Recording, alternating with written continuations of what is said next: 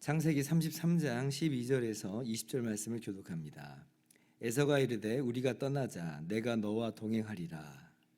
야곱이 그에게 이르되 내 주도 아수건유와 자식들은 연약하고 내게 있는 양떼와 소가 새끼를 데리고 있은즉 하루만 지나치게 몰면 모든 떼가 죽으리니 청하건대 내 주는 종보다 앞서가소서. 나는 앞에 가는 가축과 자식들의 걸음대로 천천히 인도하여 세일로 가서 내 주께 나아가리이다. 에서가 이르되 내가 내 종 몇 사람을 내게 머물게 하리라. 야곱이 이르되 어찌하여 그리하리이까.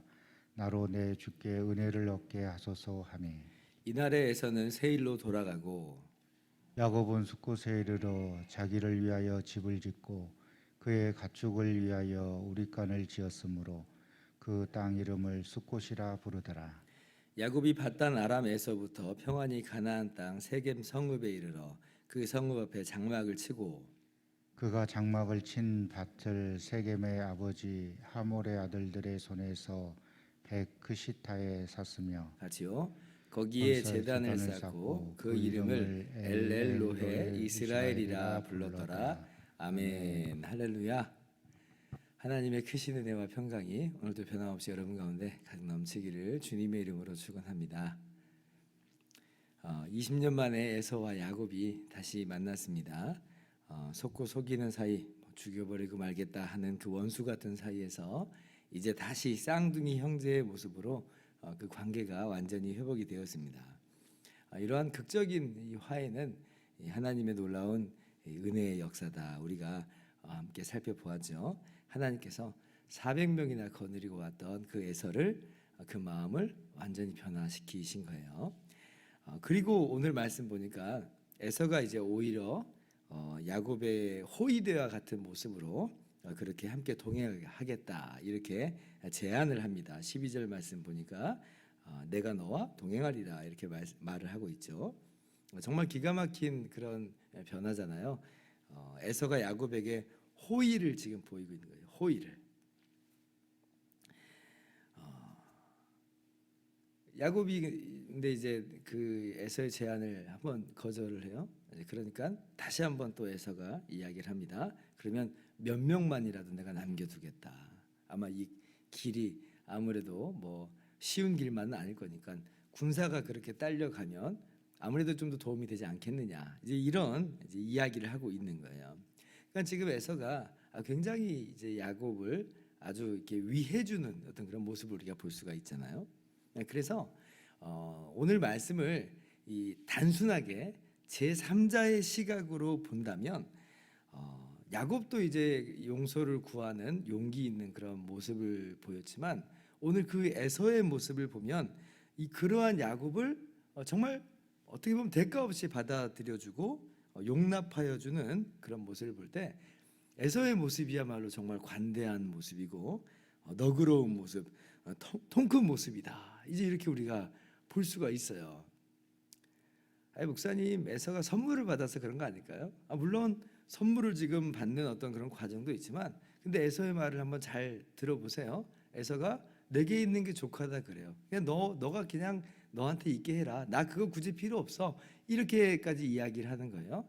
근데 에서 보고 선물 받아서 그렇게 너그러운 거 아니에요? 그렇게 말하면 듣는 에서가 얼마나 기분 나쁘겠어요. 네가 나를 뭘로 보고 이런 생각을 할 거라고요. 에서가 선물을 받아서 이런 호의를 보이고 너그럽고 관대한 거냐? 아니고요. 정말 에서는 정말 관대하고 너그러운 모습으로 지금 나아가고 있는 겁니다. 여러분, 우리가 불신자에게도 도덕적인 모습, 아주 사회적으로 아주 훌륭한 모습이 있다는 그것을 우리가 좀 알 필요가 있어요. 에서는 사실은 언약의 백성에서 지금 비껴나 있는 사람인데 그렇다고 그러면 다 괴물 같은 사람들이냐? 그렇지 않다는 거예요. 얼마든지 너그럽고 관대한 모습, 훌륭한 모습을 가질 수 있습니다. 종교 개혁자들은 이것을 하나님의 일반 은총이다 이렇게 얘기해요. 하나님의 일반 은총의 역사라 이렇게 말하고 있는 거죠. 마치 하나님께서 모든 사람들에게 햇빛과 공기를 공평하게 주는 것처럼 하나님의 일반 은총이 모든 사람에게 임하여서 죄를 억제하고 덕을 증진시키는 그러한 일을 하게 하신다는 거예요. 그러니까 죄를 억제하고 덕을 증진시키는 이 모든 모습들은 하나님께서 모든 사람에게 일반 은총으로 주시는 그런 모습이라는 거예요. 그래서 그 결과 불신자 중에서도 훌륭한 행동이 나오고 덕스러운 모습이 나오며 훌륭한 위인들이 등장하게 되는 거예요.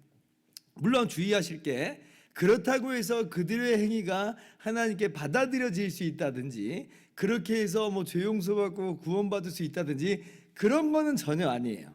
왜냐하면 아무리 뭐 그 사람들이 훌륭한 모습으로 나온다 한들 그들에게 죄가 없다고 말할 수가 없으며 그들의 죄는 이미 하나님 보시기에 아주 패역한 모습, 그러한 죄의 모습이기 때문에 그렇습니다. 죄에 대해서 자유로운 사람 없고, 그리고 우리가 행한 모든 선한 행동이라고 하는 것도 그게 100% 하나님의 기준에 도달하겠느냐라고 할 때 그렇지 못하다는 거예요. 그래서 그렇게 훌륭한 모습이 있고 덕스러운 모습이 있다고 해서 그것이 마치 구원의 어떤 자격이나 되는 듯이 그렇게 이야기할 수 전혀 없어요.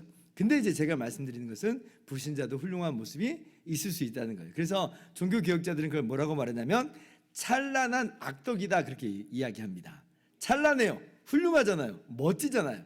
그러나 그것이 그를 하나님 앞에 세울 수는 없는 거예요. 그래서 악덕이다 이제 이렇게 이야기합니다. 찬란한 악덕이다. 제가 이 말씀을 드리는 이유는 이 이야기를 하고 싶어서 그래요. 하물며 이 이야기를 하고 싶어요. 하물며 불신자들도 이렇게 너그럽고 관대한 모습, 대가 없이 받아들이는 어떤 그러한 모습을 취할진데 하물며 우리 믿는 사람들은 더욱 그리해야 마땅하지 않겠느냐, 이 이야기를 하고 싶은 거예요. 에서의 모습을 보면서 훌륭한 모습을 보세요. 훌륭한 모습이에요. 하물며 그러면 우리 그리스도인들은 더욱 어떻게 살아가야 마땅한가? 구원받은 우리들은 어떤 모습으로 살아가야 되는가? 일반 은총뿐 아니라 우리는 예수 그리스도의 십자가 대속이라고 하는 죄 용서라고 하는 그러한 특별 은총까지 받았잖아요. 그러면 세상 사람들보다도 월등한 모습으로 우리는 너그러운 모습으로, 관대한 모습으로 용서하고 용납하는 삶의 모습을 살아가는 것이 마땅하다라고 하는 거예요. 근데 우리가 다른 사람을 향해서 너그럽지 못하고 관대하지 못하고 용서하지 못한다면 에서가 뭐라고 그러겠어요? 나도 그랬는데 너희는 뭐냐? 이런 말 안 하겠어요? 얼마나 부끄러운 모습이에요. 우리 주님의 얼굴에 얼마나 우리가 먹칠을 하는 모습이겠는가, 이렇게 한번 생각을 해볼 수가 있겠습니다. 자격 없는 우리를 거저 죄 용서하시고 의롭다 하시고 하나님의 영광스러운 자녀로 삼아주셨어요. 이러한 특별 은총으로까지 부어주셨어요. 일반 은총과 특별 은총으로 항상 우리에게 은혜를 베푸시는 하나님을 우리 마음 가운데 모시면서 살아갈 때 우리는 오늘 또 다짐할 수 있어야 됩니다. 너그럽게 살자, 관대하게 살자, 용서하고 용납하면서 살자. 그러한 삶의 모습으로 살아가는 저와 여러분들 되기를 바랍니다.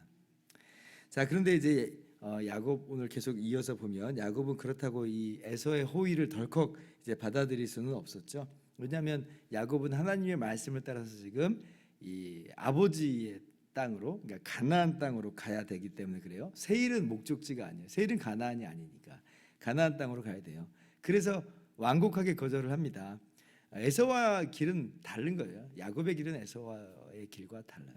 에서는 하나님의 언약에서 비교가 있고 지금 야곱은 하나님의 언약의 계승자로서 길을 걸어가야 되기 때문에 지금 에서를 따라갈 수는 없어요. 그래서 에서가 두 번째 제안을 했어도 역시 정중히 사양을 합니다. 그래서 이제 에서는 더 이야기하면 강요가 돼 버리니까 더 이야기하지 못하고 에서는 돌아가고요. 그리고 이제 야곱은 숫곳을 거쳐서 그리고 이제 요단강을 넘어가요. 요단강을 넘어가서 세겜에 마침내 가나안 땅으로 도착하게 됩니다. 참 감격스러운 순간이죠. 20년 전에 에서의 손을 피해서 바단 아람으로 하란으로 도망갈 때는 정말 아무것도 가진 것 없이 갑작스럽게 떠나게 된 발걸음이었어요. 과연 내가 돌아올 수나 있을까라고 하는 그런 두려운 마음, 염려하는 마음이 그 마음 가운데 있었죠. 그때를 생각해 보면 지금 세겜 땅으로 가나안 땅으로 돌아온 이 시간은 정말 너무나 감격스러운 순간이요, 감개무량한 그런 시간이죠. 그리고 에서와 화해했잖아요. 돌아보니 자녀와 아내와 자식들이 있어요. 그리고 많은 숫대와 양떼들, 재산들도 있어요. 야, 이거 정말 놀랍다, 너무 놀랍다, 하나님의 은혜구나라고 하는 것을 야곱이 분명히 깨달을 수 있었겠죠. 이 모든 것은 하나님께서 베델에서 그렇게 에서의 손을 피해서 달아나고 있는 그 야곱에게 베델에서 하나님께서 만나셔서 약속하신 그대로예요. 창세기 28장 15절, 내가 너와 함께 있어 네가 어디로 가든지 너를 지키며 너를 이끌어 이 땅으로 돌아오게 할지라.